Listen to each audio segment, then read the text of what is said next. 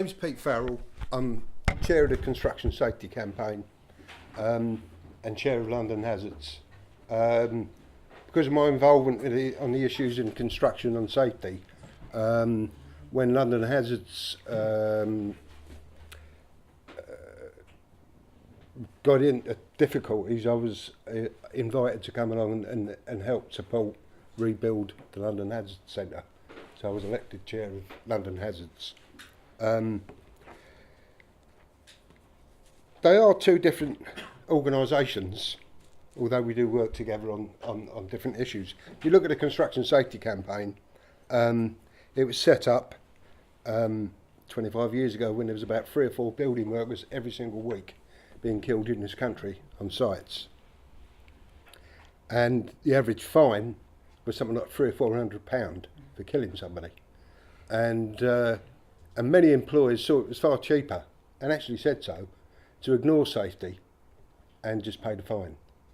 So the CSC was established with safety activists and families of people killed in the construction industry, and we set about changing things. We certainly did change things.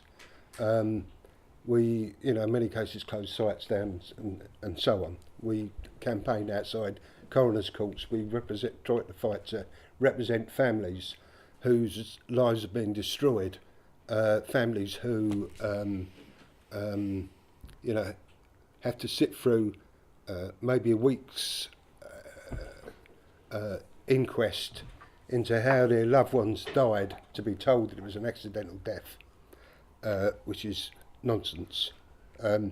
We fought and we got on the statute books corporate manslaughter, although that's very weak, and we're certainly looking to change things on that score as well.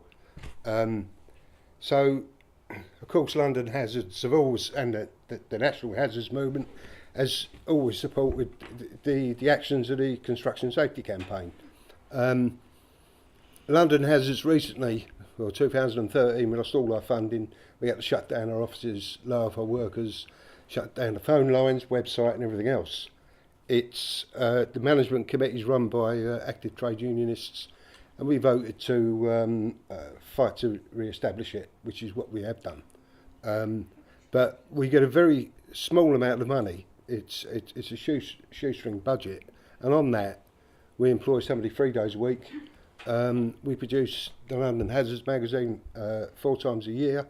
We've got the phone lines going now, the website, and all sorts of other things. We're in the process of setting up the London Asbestos Support Group, and we're organising Mesothelioma Day, which is on the 3rd of July, where we'll have families of people who have died from exposure to asbestos. We have scientific expertise, Macmillan nurses and so on.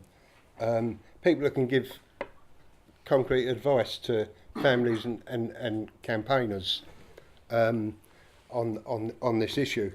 One of the other things we're fighting to set up, and we've run one so far, is free training sessions for, in particular, migrant workers, because we know they're the most exploited section of workers, not just in London but all over. And we're running a series of courses on that. Because we lost all our funding, we've been knocking on all sorts of doors, all sorts of the trade union movement and so on, demanding that they support the London Hazards Centre because of its proud history of over 20 years of fighting to defend workers' rights. Tony mentioned that it was first set up with academics, chemists, scientists and all sorts of people. We don't really have that position any longer, although I think it's necessary that we do, because one of the areas where I was first involved on the question of chemicals in the workplace, I'm a painter and decorator by trade.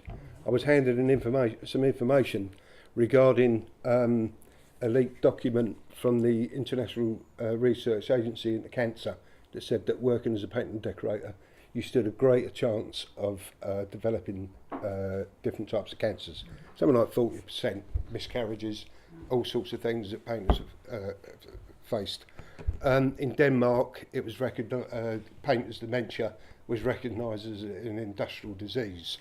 So these are alarming things. So we had to get about getting the information, organising the workers on the shop floor, get the shop stewards committee together, win the support of the painter stewards, and then organising campaigns amongst the painters, which involved shutting down jobs where there was a danger of overexposure to solvents and so forth. We also helped produce a film on Channel 4. We got the union involved nationally and won many agreements across the country. One of the things that we discovered, that looking into the issue of painters and the chemicals that they used, was that many other trades were in a similar situation, that they were working with carcinogens. So it became an issue of non-carcinogenic workplaces, and that's still on our agenda today. If you look at the Hazards magazine, there's an article in there, there's another one about the right of women to work in non-carcinogenic workplaces. Where one of the reasons we were shut down, of course, was of this coalition government and this statement by Cameron that health and safety is a burden on industry.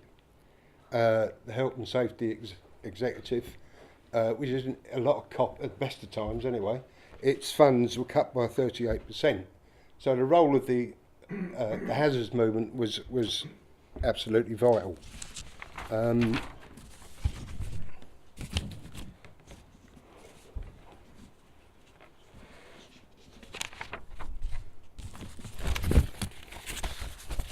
One of the most successful campaigns that we organised, the construction safety campaign and the hazards movement, was we set about the banning of the import of asbestos into this country, and because we were part of the EU, it had to be a European-wide campaign. And what we did, we brought together all those people who were fighting on all sorts of issues over asbestos. Issues such as justice, issues such as compensation, all sorts of issues. But we brought them all together and established an umbrella organisation which could bring about that change, and we did. It's not a small feat, but we managed to get the import of asbestos banned throughout Europe.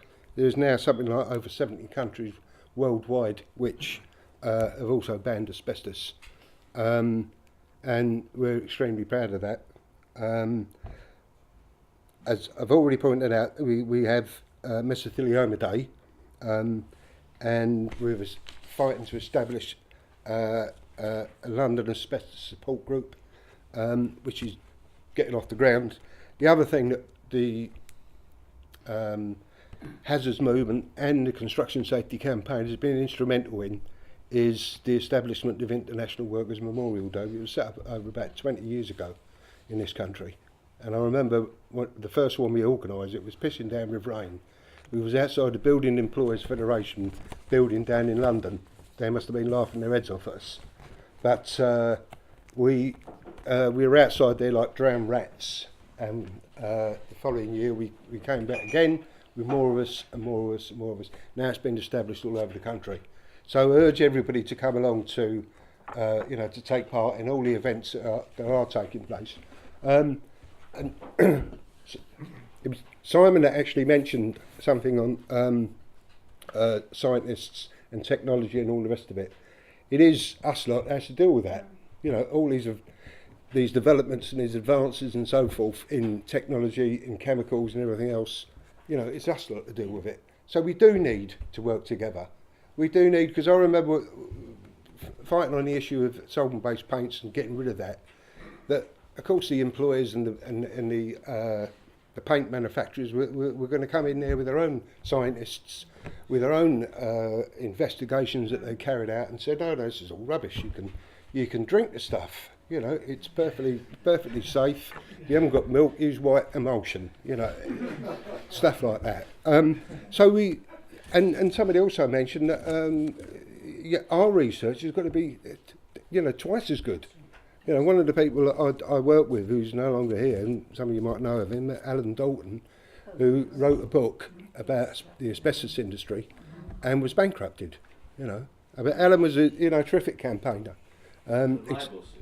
Yes, libel. Yeah, he went along to an asbestos